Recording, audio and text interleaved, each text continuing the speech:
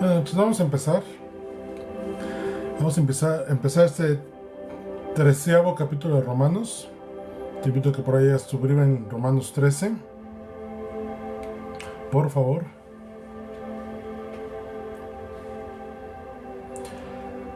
Y dice Romanos 13:1: Toda persona debe someterse a las autoridades de gobierno, pues toda autoridad proviene de Dios, y los que ocupan puestos de autoridad están allí colocados por Dios. Hola Diana, mi hermana. Vamos a orar. Bendito Dios y Padre Celestial, te damos gracias por este tiempo que podemos estar reunidos en tu nombre. Gracias Dios porque eres bueno, eres eterno, eres soberano, eres grande y poderoso, Señor. Y esta autoridad que tienes sobre todas las cosas, Señor, la has puesto y delegado en esta tierra, Señor. Ayúdanos en este momento a entender y comprender tu palabra, que nuestros oídos estén abiertos, nuestro entendimiento esté abierto, nuestro espíritu esté dispuesto. Y gracias Espíritu Santo porque tú tomas el control de todas las cosas y te manifiestas aquí. En tu nombre santo, amén y amén. Bueno, después de haber visto la semana pasada algunos deberes cristianos que primordialmente se centraba en cómo debería ser nuestra relación tanto con Dios como con el cuerpo de Cristo e inclusive con la gente que no conoce de Cristo, pasamos a este capítulo 3 en el cual Pablo empieza a hablar sobre las autoridades, el respeto a las autoridades. Y va a ser un tema a lo mejor corto, pero va a ser bueno. Espero que todos podamos entender y comprender. Y más allá de juzgar, pues podamos llevarlo a nuestras vidas, ¿no? Y reaccionar en nuestras vidas correctamente. Como acabamos de leer, dice Romanos 13:1: Toda persona debe someterse a las autoridades de gobierno, pues toda autoridad proviene de Dios, y los que ocupan puestos de autoridad están allí colocados por Dios. Por lo tanto, cualquiera que se rebele contra la autoridad se rebela contra lo que Dios ha instituido y será castigado. Pues las autoridades no infunden temor a los que hacen lo que está bien, sino a los que hacen lo que está mal. ¿Quieres vivir sin temor de las autoridades? Haz lo correcto y ellas te honrarán. Ok, ¿qué estás diciendo aquí Pablo? Pongamos el contexto de lo que en ese momento estaba ocurriendo. ¿Dónde estaba? La carta era a los romanos. Y conocemos a los romanos en cuanto a que era un imperio gobernado por un César en ese momento, que tenía un senado y que gobernaba la mayor parte del mundo descubierto en ese momento. Viene la parte en la cual Roma se había considerado la capital del reino, de todo ese imperio, y Pablo sabía de lo que hablaba en cuanto a autoridad, ¿no? Entendiendo esto que el gobierno en el que estaba no estaba libre de autoritarismo, no estaba libre de soborno, no estaba libre de corrupción, no estaba libre de todas las cosas que nos quejamos al día de hoy de un gobierno. En aquel tiempo en el Imperio Romano ya existía, ya estaba, ¿no? Y entonces viene esta parte de tratar de entender cómo Pablo nos insta a someternos a una autoridad humana que a leguas comete faltas, errores y abusa de su poder. Bueno, Pablo, y espero en esta noche tratar de dar luz al respecto de lo que Pablo quiere decir. Cuando dice Pablo, sométanse a toda autoridad, es ponerse debajo de, por completo, siempre y cuando no vaya contra la voluntad de Dios. Y ese es el punto importante que hay que desmenuzar. Todo gobierno, dice aquí el verso 1, está puesto por Dios. No hay ninguno que se le haya escapado. No hay ninguno que diga, ay, ese se salió de la voluntad de Dios. No, a ver, Dios gobierna todo. La autoridad de Dios está sobre todo. Él es el creador de todo el universo. Toda autoridad está bajo de él. No puede haber una autoridad que a Dios se le haya chispado y haya dicho, se me pasó este rey, se me pasó este gobernador, y no sé por qué este líder está en ese. No, toda autoridad está puesta por Dios. Ahora, toda autoridad está puesta por Dios para bien, para hacer lo correcto. Ahorita vamos a ver más adelante. Para hacer cumplir lo establecido por Dios. Y en la Biblia podemos ver el pasaje de varios reyes que al no someterse a esta autoridad de Dios, Dios los quita de su puesto. Tenemos el caso de Gedeón, por ejemplo, que fue un rey puesto por Dios, pero se volvió rebelde delante de Dios y fue quitado. Tenemos la historia de Nabucodonosor, el cual, sintiéndose el poderoso, viene la palabra de Dios y dice: oye, espérame, todo lo que tienes no es por ti. Si es por ti, entonces, pues demuéstralo, ¿no? Y vemos cómo la palabra dice que estuvo 7 años viviendo como animal hasta que entendió la gracia de Dios. Vemos, por ejemplo, el caso de reyes, por ejemplo, Jehú, que fue un rey en Israel, cuando estaba el reino de Dios en la parte norte, que Dios le dio palabra y dijo: tú vas a ser rey. Pero él al final decidió. Jeroboam fue otro rey, cuando se vio el reino, que fue puesto por Dios, pero hizo lo malo ante los ojos de Dios. Entonces, todo rey está puesto por Dios con un propósito y un plan, ¿no? Pero algo importante, Pablo nos insta a someternos a toda autoridad que tengamos de gobierno, siempre y cuando no nos inste a hacer algo contrario a lo que Dios establece. Si un rey, un presidente, una autoridad, el jefe en tu trabajo, entonces te insta, por ejemplo, a robar, y sabes que eso va en contra de Dios, pues eso no lo puedes hacer, ¿no? Aunque sea muy el rey, no estás obligado ni es tu responsabilidad hacerlo, ¿no? Tenemos el caso, por ejemplo, en Éxodo, de cuando Faraón manda a las parteras a que si nacen hombres judíos en la tierra de Egipto, ellas lo maten, y ellas desisten de tomar esta orden delante del rey y dejan que los niños vivan, y es ahí donde, por ejemplo, Moisés nació, ¿no? Otro caso, pues, lo tenemos, por ejemplo, en Daniel, en el cual Daniel con sus amigos, en el pasaje que habla de Sadrach, Mesach y Abednego, dice que el rey les ordena postrarse a adorar la imagen, y ellos dicen: pues no, aunque tú no lo mandes, y así aunque Dios no nos venga a salvar, no vamos a adorar la imagen que tú hiciste. Y después Daniel, cuando es echado en el foso de los leones, viene porque se promulga la ley en la cual el rey ordena que nadie levante adoración ni clamor a ninguna otra deidad que no sea el rey en ese momento de los babilónicos. Y David dice: no, espérame, pues yo no voy a acatar esa ley porque yo tengo un Dios y solamente a él adoro y sirvo. Salvo esos casos, estamos obligados delante de Dios, comprometidos, sería la palabra, a someternos a nuestras autoridades, porque Dios lo puso, ¿no? No es casualidad que hoy Claudia Sheinbaum sea nuestro presidente. No es casualidad que Trump va a ser presidente de... Hola, amigo Sergio. Sí, claro que sí, te recuerdo, amigo, qué gusto que vete por acá. Vemos cómo Trump es un presidente que está puesto por Dios, ¿no? Andrés Manuel López Obrador fue un presidente puesto por Dios, ¿no? Y aún cualquiera que digas: oye, pero ¿por qué? Bueno, son autoridades puestas por Dios. En la Biblia se nos habla de 4 tipos de gobierno, de autoridades que son puestas en la tierra, a las cuales les debemos respeto y sujeción. Uno es el gobierno político que conocemos, toda autoridad que nos guíe en la sociedad, un presidente, un senado, gobernadores, alcaldes, todos ellos son puestos por Dios. Número 2, la autoridad que Dios le da a la iglesia y a los representantes de autoridad dentro de la iglesia. Pablo habla mucho de ello más adelante en las cartas, en el cual dice que se honre a los pastores, a los obispos y a los ancianos de la iglesia.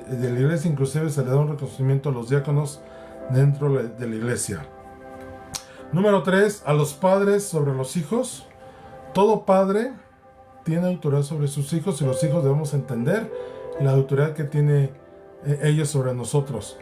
Aquí entra también la figura que puede ser cuando, a falta de un padre, pues un abuelo, un tío, es reconocido como padre. Fíjense, no es que sea padre y él, no, sino que el de abajo le reconozca como autoridad sobre su vida. Y el cuarto es, todo jefe, autoridad que tengas en tu trabajo, es una persona a la cual debes honrar y respetar. No estoy diciendo que si hace cosas malas tú tienes que ser cómplice de, no. Estoy hablando de honrar, de respetar, de que si él da una indicación, pues uno la tiene que sujetar. Finalmente la responsabilidad la lleva él, no tú. En cuanto a lo que se tiene que hacer, siempre y cuando, como dije hace ratito, no transgreda la ley de Dios que ha puesto. Toda autoridad que Dios ha puesto fueron puestos por Dios. Entonces, ¿qué autoridad tendríamos de nosotros de juzgar o señalar los defectos de las personas, como puede ser su competencia, su moralidad, su sensatez o cualquier otra situación que no está en nuestras manos, ¿no? Se puede criticar mucho, es que Sheinbaum es presidenta, sí, el pueblo la eligió, ¿no? O sea, nadie la obligó, ella no se autopuso, simplemente de acuerdo a las urnas, ella ganó, ¿no? Entonces, si es ladrona, si es corrupta, si es enojona, si tiene mal carácter, pues son cosas que a nosotros está fuera de nuestro alcance el juzgar esa parte. Finalmente Dios la puso ahí y le damos autoridad, porque es una autoridad delegada por Dios. Esa es la parte que a mucha gente le cuesta entender. Conozco por ahí a gente cristiana, hijos de Dios, que despepitan contra la autoridad de una manera que tú dices, oye, no estás entendiendo la autoridad de Dios impuesta sobre esa persona. Está ahí porque Dios la puso. Ven, entendamos, nadie está en autoridad fuera de la voluntad de Dios. Nadie. Ajá. Entonces, si decimos, ay, es que este presidente es de lo peor, entonces estás diciendo que Dios se equivocó. Pues claro que no. No entendemos que no va por ahí. Entonces Dios designa a los líderes dentro de su propia autoridad.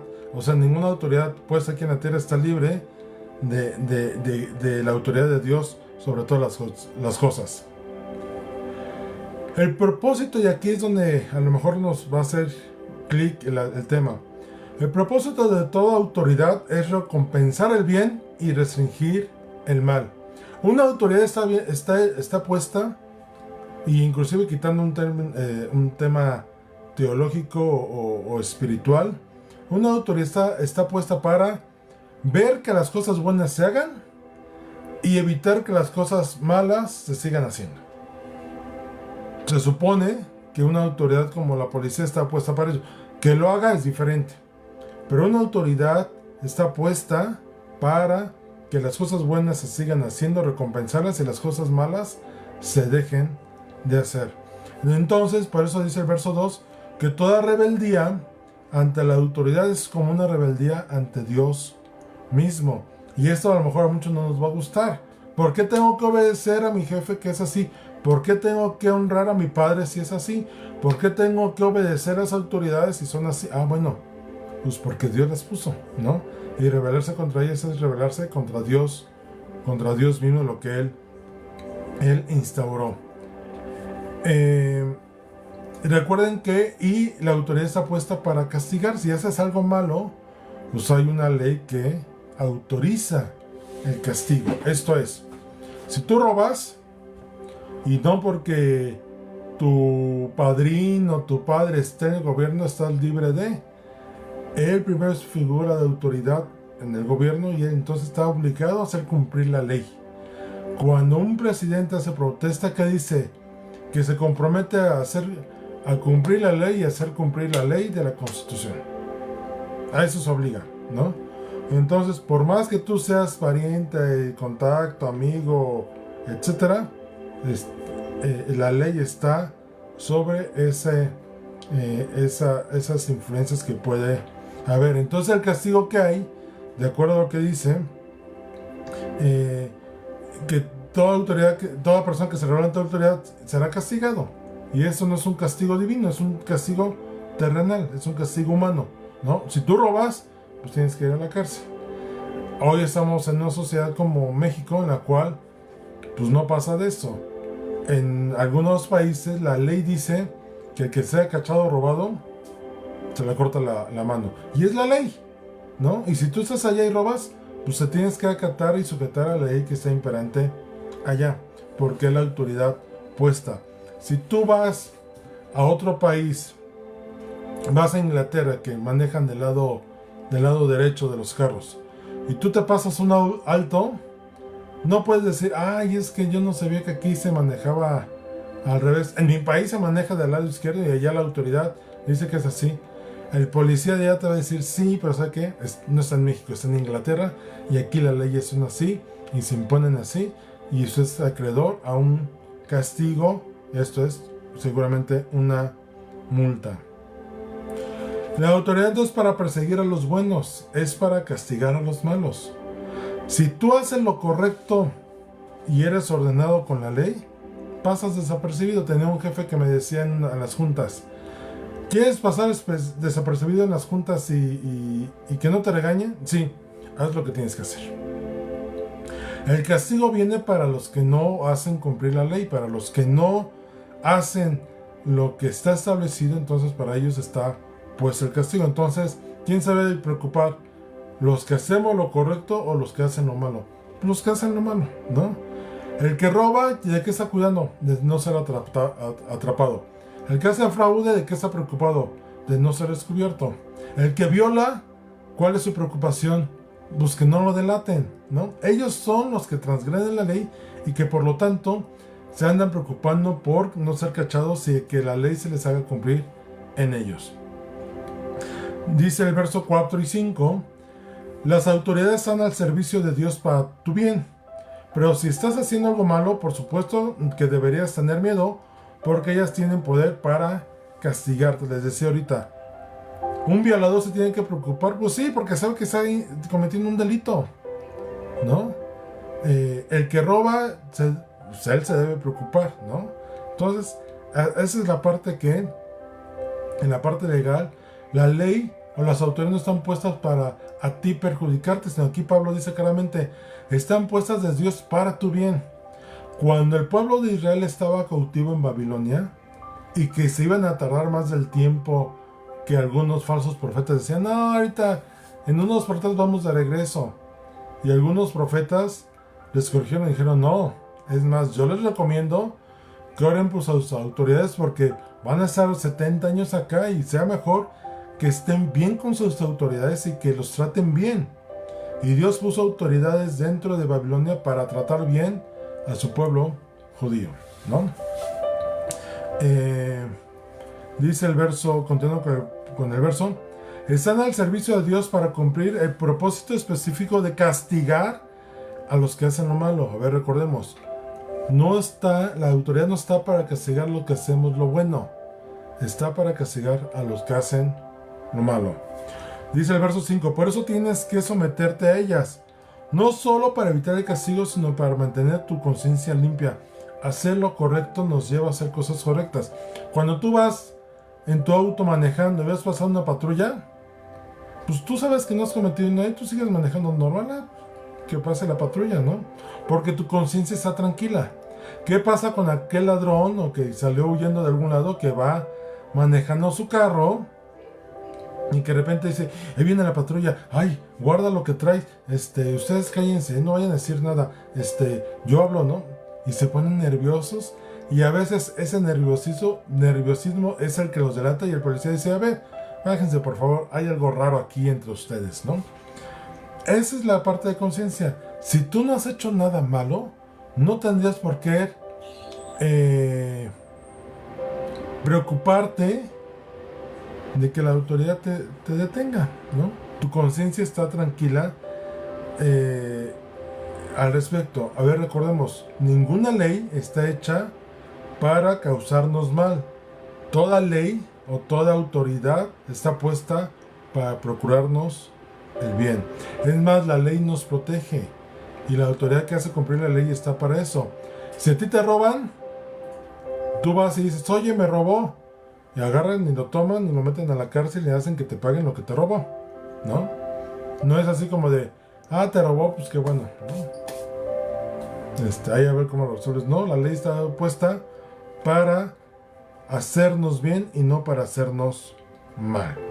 Entonces, entendiendo esa parte de autoridad que está puesta por Dios, y seguramente en tu cabecita estás pensando, pero ¿cómo es posible que una autoridad como Hitler haya sido puesta por Dios? Como una autoridad como cualquier dictador, cualquier genocida, cualquier mal gobernante haya sido puesto por Dios. A ver, espérenme. No es que Dios se haya equivocado, sino en todo Dios tiene un propósito. Y si la persona fue puesta ahí, fue porque Dios vio una cualidad en ella. Pero si el hombre decide apartarse de sus buenos caminos y hacer lo malo, voy a ponerlo así, ¿Dios tendría culpa? No, porque aún en eso, recordemos Romanos 8, todas las cosas ayudan para bien.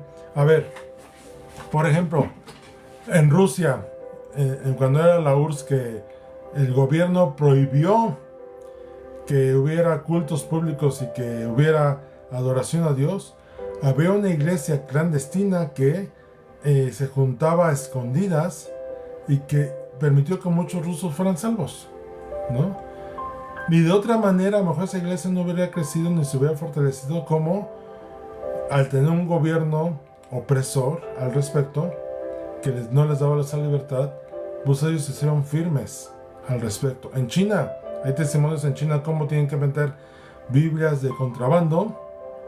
Llegan a las personas y la gente se sabe las escrituras de memoria porque no tiene la libertad de leer una Biblia aquí, en la mano, sino se van traspasando porciones de la Biblia, manuscritos, se las aprenden y después se lo pasan a alguien más y así se va compartiendo.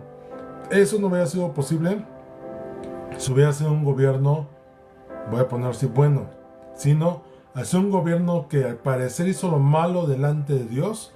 Pues sí hizo lo malo delante de Dios, pero Dios no dejó de manifestar su misericordia y su gracia para los que lo buscaban, ¿no? Y esa es la parte importante. Aunque un gobierno sea malo, eso no impide la gracia y la misericordia de Dios manifestada sobre la nación, sobre las personas que le buscan. Dios es fiel en que responde a las personas que le buscan. ¿Ustedes creen que un gobierno, una autoridad va a impedir que adoremos a Dios? Lo vimos en Daniel. Sus amigos dijeron, pues mira, aunque Dios no nos viniera a salvar, no vamos a adorar tu imagen, ¿no? Los voy a echar al horno de fuego, al horno de fuego. Pues échanos. Lo voy a calentar 7 veces para que se queme más rápido. Pues quémalo, se apréndelo más, ¿no? A ver si su Dios lo salva. Bueno, pues creemos que Dios nos va a salvar, pero si no nos salva, pues aún así no vamos a adorar tu imagen. ¿Ustedes creen que esta autoridad impidió a Sadrach, Mesach y Abednego, o inclusive a Daniel, adorar a Dios? No pudo, ¿no? Egipto evitó que el pueblo de Israel siguiera adorando a Dios y temer a Dios. No, dentro de la aflicción el pueblo de Israel clamó a Dios, dentro de una autoridad opresora como Faraón, clamaron a Dios y quiso Dios, libertó al pueblo. ¿Qué pasó cuando en la época de los jueces, que los filisteos, los amonitas, los amalecitas gobernaban sobre el pueblo de Israel?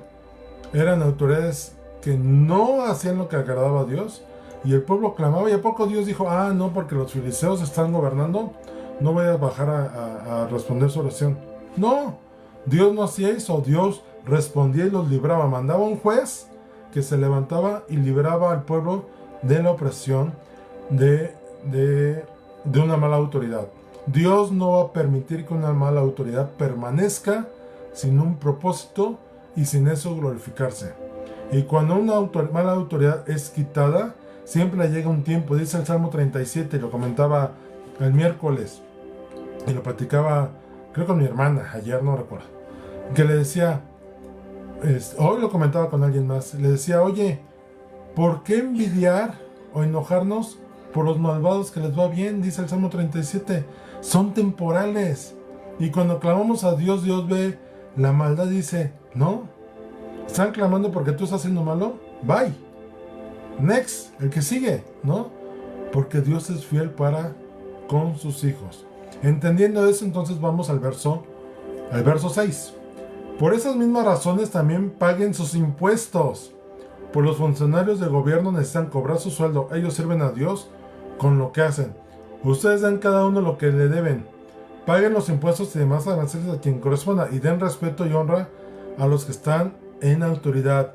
Y yo sé que aquí a muchos les puede así hacer las tripas, ¿no? Pero son ladrones, pero son unos corruptos, pero se quedan con su dinero, que no sé qué. A ver. Tú cumple con lo que tienes que hacer con la autoridad. Ellos rendirán cuentas con lo que hacen, con los recursos, si los administran o los dan mal uso o se los roban, ¿no? El pago de impuestos, aquí Jesús estaba refiriendo, Pablo estaba refiriendo a dos tipos de impuestos, los voluntarios y los obligatorios. De los dos Jesús habló. Cuando a Jesús en Mateo 22, 17, 21 le dicen ese 4 que le quieran poner de ¿es lícito dar impuestos al César? Y que le pide Jesús una moneda y dice, a ver, ¿de quién es la cara que está aquí? Del César. Ah, bueno, den al César lo que le corresponde a César y den a Dios lo que le corresponde a Dios. Jesús en ningún momento dijo, no paguen, no, dijo, cumplan. Vayan y cumplan con sus obligaciones. Y en Mateo 17, 24, 27, había un impuesto del templo que no era obligatorio, sino que, si no me recuerdo, es Pedro que dice, oye Señor, que dicen que pases a pagar el impuesto del templo, ¿no? Y Jesús dice, bueno, ve y pesca, y del pez que saques vas a sacar una moneda, un dracma, y que ese sea el pago por ti y por mí de ese impuesto. No era obligatorio, era voluntario, pero aún ahí Jesús dijo, cumplan con ese deber, ¿no?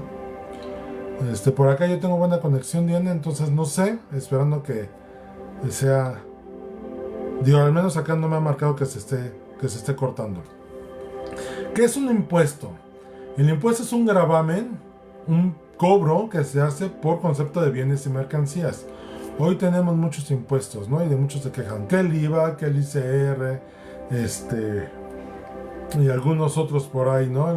Impuestos en todas partes, así que si compramos para comer también algunos alimentos ya tienen impuestos, que si los refrescos pagas impuestos, que, o sea, todos tenemos que, la tenencia es un impuesto, el predial es un impuesto, la cuota del agua, pues sí, no pagas el servicio, pero finalmente es un pago que tienes que hacer, ¿no? Simplemente Pablo dice, reiterando palabras de Jesús, cumplan con sus obligaciones. Ahora, ¿es lícito o correcto no pagar impuestos? Y aquí entra esta parte de la conciencia. Hay gente que yo sé que busca no pagar impuestos, ¿no? Y aprovecharse de lagunas legales en el tema de fiscal. Yo diría cuestión de conciencia, ¿no? Si tú lo estás haciendo con la intención de no pagar, estás cometiendo un pecado delante de Dios. No habría otra respuesta. A ver, ¿por qué? Hay beneficios que da el gobierno para reducir tu pago de impuestos. O sea, hay cosas que puedes hacer deducibles. Esto es, pues, servicios médicos, colegiatura de niños, las cosas que vayan para el negocio. Son cosas que puedes hacer deducibles. Hay otra, y esto lo conozco muy bien por el trabajo que desarrollo, un plan personal retiro, es todo ahorro que haces para cuando te retiras a tus 65 años, el gobierno te dice, bueno, si tú quieres ahorrar por tu cuenta y meterlo a esa bolsita que se llama PPR o plan personal retiro, el gobierno te dice, va, todo lo que ahorras lo puedes hacer deducible hasta un 10% de tu base gravable. Esto es, que pagues menos impuestos de lo que deberías. Esos son beneficios fiscales autorizados por la ley. Pero si tú haces chanchulla y que, oye, mira, voy a meterlo por acá o voy a meter esta factura a nombre de otra persona para que no me la cobren a mí y mejor le pago a él el IVA, cosas por el estilo, o ¿sabes qué? Todo lo manejo en efectivo para no declararlo en cuentas y que entonces ahí no pague y todo eso, es abusar de lagunas de la ley. Las lagunas de la ley no están para, para que tú saques provecho. O sea, hay lagunas de la ley porque no han definido cómo resolver ese tema, ¿no? Y si volvemos al punto que Pablo dice, las leyes o las autoridades han puesto para nuestro beneficio, entonces tú a querer evadir, prestar tu nombre, que alguien te preste el nombre para hacer cosas, evadir el pago de impuestos, sería un pecado delante de Dios. No está bien visto delante de Dios, porque lo primero que te está diciendo Dios es, ve y cumple con tus obligaciones ante las autoridades. Romanos 8, y eso nos puede a todos dar un poquito, ¿no? En el ego. Dice el verso 8, no debas nada a nadie, excepto el deber de amarse unos a otros. Si aman a su prójimo, cumplen con las exigencias de la ley de Dios. 9. Pues los mandamientos dicen, no cometerás adulterio, no cometerás asesinato, no robes, no codicies.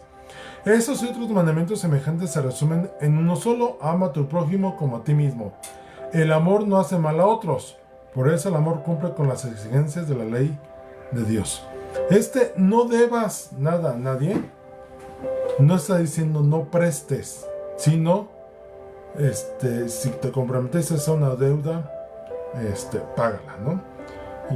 Y yo creo que eso nos aplica a todos, y no se está refiriendo solamente a un tema económico, sino no le debas a nadie no le debas a nadie respeto, no le debas a nadie honra, no le debas a nadie integridad, no le debas a nadie, porque dice, excepto el deber de amarse unos a otros. Estamos obligados a amar a todas las personas. Y si amamos a todas las personas, entonces nos obliga a todo lo demás tampoco estar en deuda con nadie, incluyendo la parte económica. Dice, si aman a su prójimo, pues cumples con lo que Dios establece, ¿no? Con lo que Dios pide, que es que ames a todos como a ti mismo. Hablando del tema, ese primer párrafo, no debas nada a nadie. Para los que quieren salir por el tema de no prestar, no. En la Biblia está permitido prestar, inclusive está regulado. En Éxodo 22, 25, Levítico 25, 35, 37, Deuteronomio 15, 7, 9, Nehemías 5, 7 y Salmo 15, 5, dice, presten, pero no cobren intereses, ¿no? Si alguien te viene a pedir ayuda y tú tienes para darle, préstale, pero no le cobres intereses. Y el caso más sonado es en Nehemías 5, 7, cuando regresan del cautiverio, que se están restableciendo, y que Nehemías cita a todos y dice, oigan, vengan, ¿qué les pasa? Literalmente les dice así, ¿qué les ocurre? ¿Cómo ustedes ricos, o que tienen autoridad, o tienen mayor flexibilidad económica, le prestan a sus propios consanguíneos, familiares, los mismos de la misma nacional, somos el pueblo judío, y entre ustedes se prestan y se cobran altos intereses? Dicen, oigan, están mal, ¿cómo quieren que Dios nos prospere si están invalidando un principio establecido por Dios desde el Éxodo, Levítico y Deuteronomio, ¿no? Para ellos el Pentateuco. Y dicen, no basta. Y les dice, o corrigen eso, o los hago corregir la ley. Y si tú lees el pasaje ahí, ves cómo dice, no, todos, fíjate que ya lo platicamos y sí tiene razón Nehemías, vamos a prestarles, les vamos a perdonar las deudas, los intereses, y que no nos paguen de acuerdo a lo que les prestamos. Pero Nehemías estaba dispuesto a hacer cumplir la ley a favor de los otros y decir, no, si tú le sigues cobrando, te lo voy a cobrar, ¿no? O voy a hacer que pagues al respecto esa falta o delito. Y cuando está hablando de ese pasaje de amar a otros, amarse unos a otros, no le está hablando solamente de los del cuerpo de Cristo, porque ahí pueden decir, ay, qué fácil, Pablo nos dice que nos amemos unos a otros y se refiere al cuerpo de Cristo, ahí está fácil, no, porque estamos en Cristo. No, se refiere a todos. Por eso habla después, si aman a su prójimo, y su prójimo es cualquier persona ajena a ti, aquí, cualquier persona es un prójimo. Entonces, dice, cumples la ley cuando haces que amas a tu prójimo como a ti mismo. Si tú amas a tu prójimo, le estás dando lo mejor de ti, porque es como amarte a ti mismo, ¿no? Ahora, dice, el amor no hace mal a otros. Cuando alguien se ha muerto, o se ha enfermado, o ha padecido, o ha sufrido, o le ha venido algo malo por ser amado. No hay registro ni historia en el cual por ser amado alguien se ha perjudicado al respecto.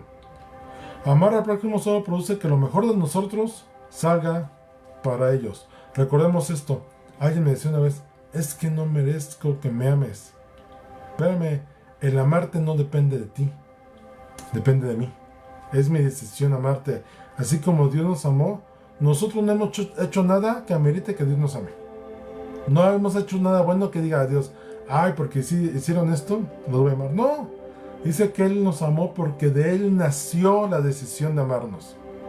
No hay nada que por nosotros podamos hacer o dejar de hacer que haga que el amor de Dios sea diferente para con nosotros. No hay nada, ¿no? Así nosotros, el amor que nosotros le damos a alguien no depende de la otra persona. Y si tú amas a otra persona, lo amo porque me ama, no. ¿Lo amo porque me da algo? No. Tú lo amas en tu libre decisión de amarlo, haga cosas bien o haga cosas mal. ¿Una madre ama a su hijo porque es buen hijo y si es mal hijo lo deja de amar? No. Una madre ama al hijo porque es hijo, independientemente de que haga algo bueno o malo. Obviamente se duele cuando hace cosas malas y se alegra cuando hace cosas buenas. Pero el amor de la madre hacia su hijo no depende de lo que haga, depende de ella misma. Y un padre amamos igual. No amamos a nuestros hijos porque hagan una cosa, no. Los amamos porque son nuestros hijos. Entonces, si así amamos a nuestros hijos o a nuestros seres cercanos, amamos a nuestro prójimo. Amamos porque es una decisión de nosotros. Entonces dice, no debas nada a nadie más que tienes la obligación de amar a todos. Y ya terminando esta parte, en verso 11 y 14, dice Pablo, eso es aún más urgente, porque ustedes saben que es muy tarde, el tiempo se acaba, despierten, porque nuestra salvación ahora está más cerca que cuando recién creíamos. La noche ya casi llega a su fin, el día de la salvación amanecerá pronto, por eso dejen de lado sus actos oscuros como si se quitaran ropa sucia y pónganse la armadura resplandeciente de la vida recta en Cristo. Y podrían decir a alguien, oye, ¿y qué tiene que ver una cosa con otra? Bueno, lo que Pablo está diciendo es, no deban nada a nadie, y mucho menos el tema de amarse, porque el tiempo ya está corto. Y dice, despierten, despabilense, salgan del letargo que tienen y hagan lo que tienen que hacer. ¿Para qué se esperan? ¿Qué están esperando si el tiempo ya está cerca?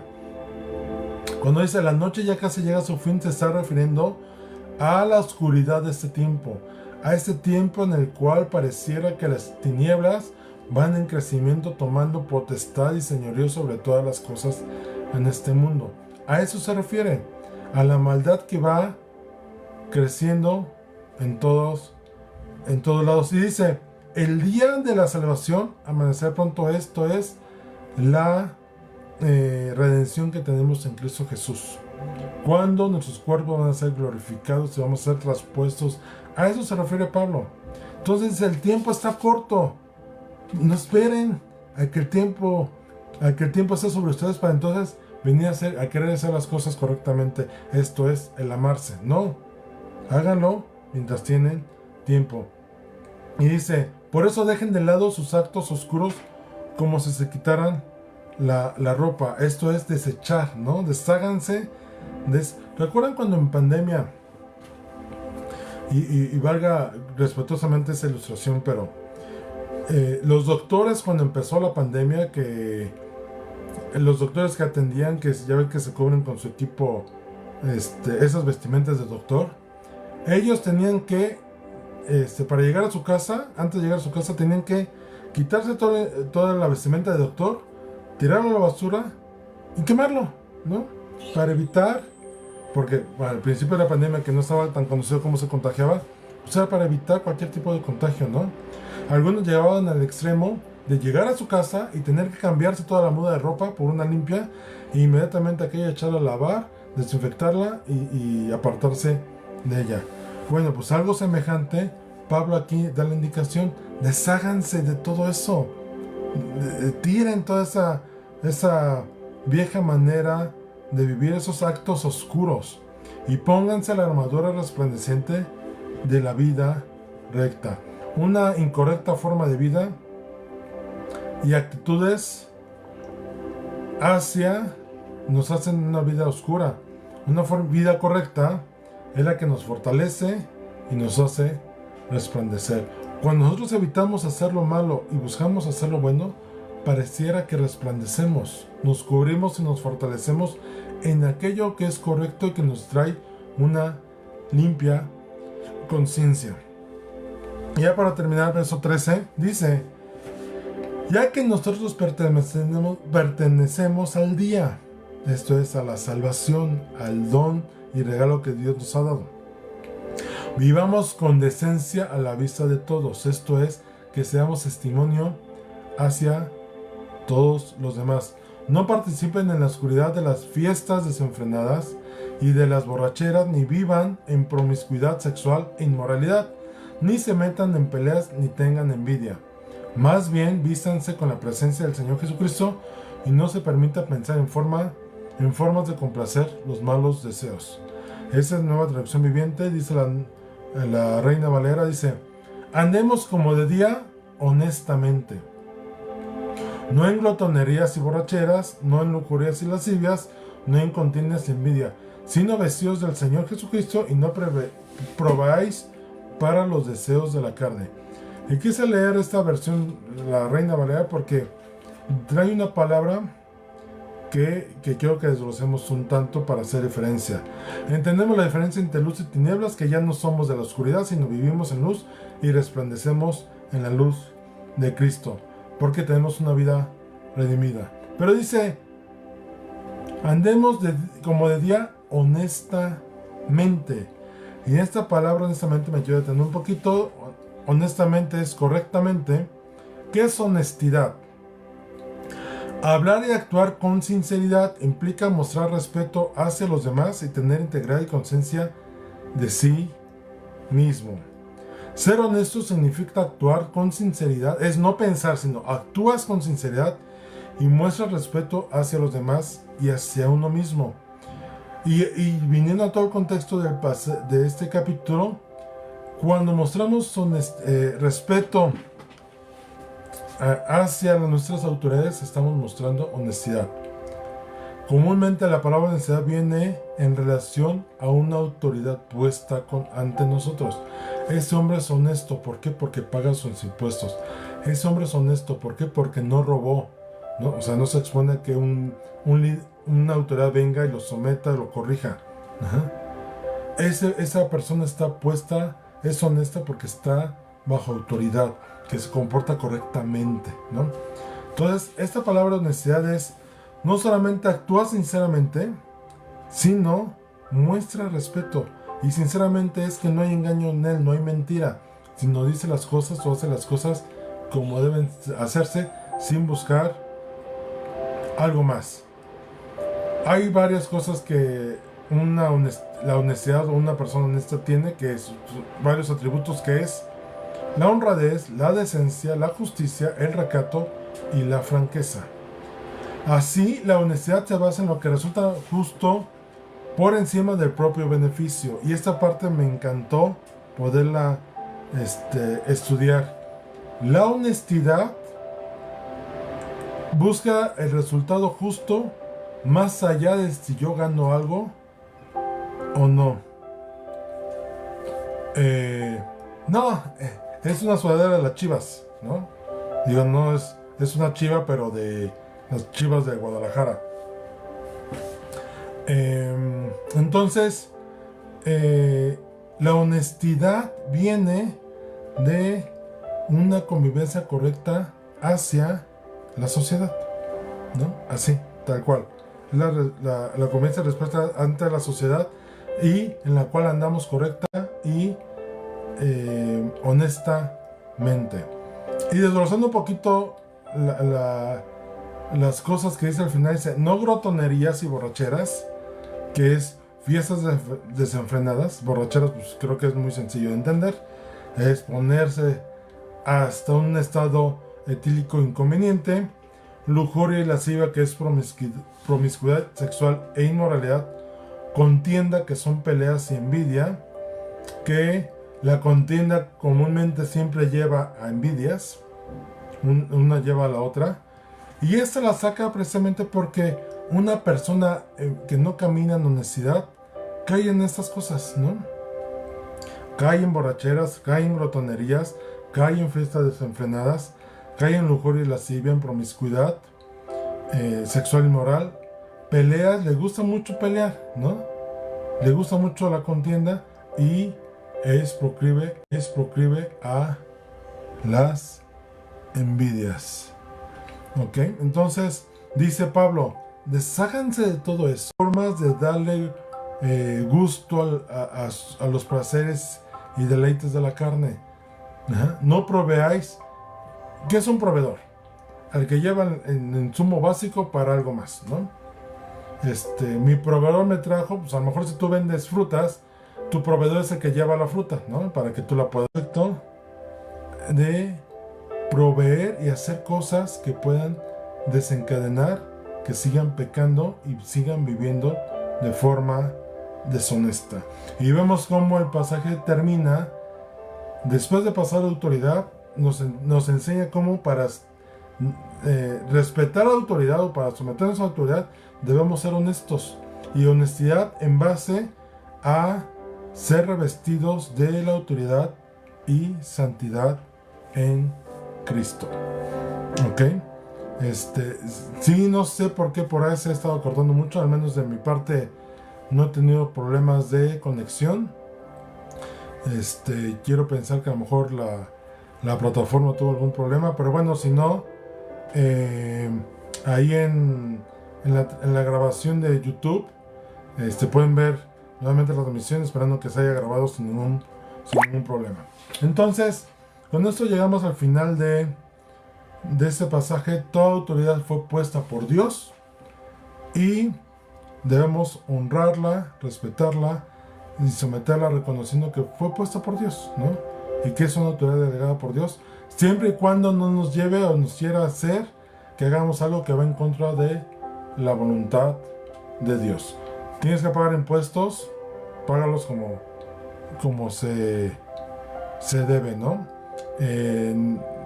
Honra a las personas, ama a los demás, a los prójimos, dice aquí Pablo, y en todo llevamos una vida honesta y correcta delante de Dios. Vamos a orar para terminar este tiempo. Amantísimo Dios, damos gracias porque tu palabra es buena, es viva y eficaz. Nos da principios de vida, Señor, y en el poder entender que toda autoridad es puesta por ti, Señor, nos lleva a honrar a nuestras autoridades, a honrar, Señor, desde un tema de civismo, Señor, al país donde nos has puesto.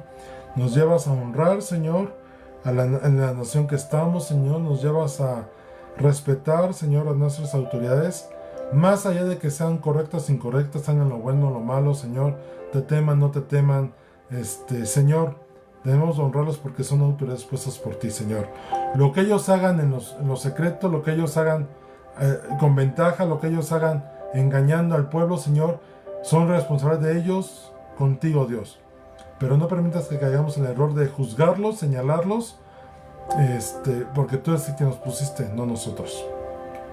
Señor, ayúdanos a caminar y vivir una vida honesta, de rectitud, de honorabilidad, Señor, respetando a los demás y siendo sinceros en todo lo que hagamos.